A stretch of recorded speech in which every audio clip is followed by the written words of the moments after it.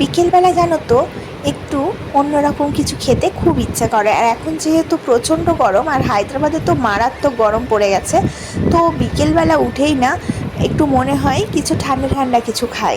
আর এখন তো আমের সিজন, এখানে খুব ভালো আম ভীষণ সস্তায় পাওয়া যাচ্ছে। তো আমরা তো প্রায়ই আম নিয়ে আসছি আর মন ভরে খাচ্ছি। আমাদের চারজনেরই আম খেতে ভীষণ ভালো লাগে। তো আজকে ভাবলাম যে চলো কিছু একটা ম্যাঙ্গো ডেজার্ট বানিয়ে চারজন মিলে এনজয় করি। তো সেটাই বানিয়ে নিয়েছি। এটা অ্যাকচুয়ালি আমাদের ঘরে যে টক দই পাতা হয়, এই টক দই একটু জল ঝরিয়ে নিয়েছি এবং পাকা আমের সাথে সেটাকে ভালো করে পেস্ট করে নিয়েছিলাম। আর এদিকে না আমি কিছু চিয়া সিড সেটাকে ভিজিয়ে রেখেছিলাম মিনিট 10 মতো। তাতেই চিয়া সিডগুলো খুব ভালোভাবে ফুলে ফেঁপে উঠেছে।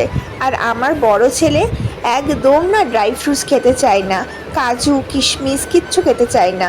তো ভাবলাম ওর সাথে একটুখানি ড্রাই ফ্রুটসও মিশিয়ে দিই, কারণ এটা তো খেতে এমনিতেই ভীষণ ভালো টেস্টি হবে। তো তার জন্য কাজু দিইনি, একটুখানি আমন্ডস ভালো করে পিষে নিয়েছি হামানদিস্তাতে, আর সেগুলোই একটুখানি দিয়ে দিয়েছি। আর চিয়া সিডটাও দিয়ে দিয়েছি। তোমরা তো সকলেই জানো চিয়া সিড কিন্তু ভীষণ ভালো। যারা হেলথ কনসিয়াস তারা কিন্তু এই চিয়া সিডটা খুব প্রেফার করে সকালে জলের সাথে গুলে খেতে। তো আমি এটাই এখানে ইউজ করেছি যাতে ডেজার্টটা খেতে ভীষণ টেস্টি হয়।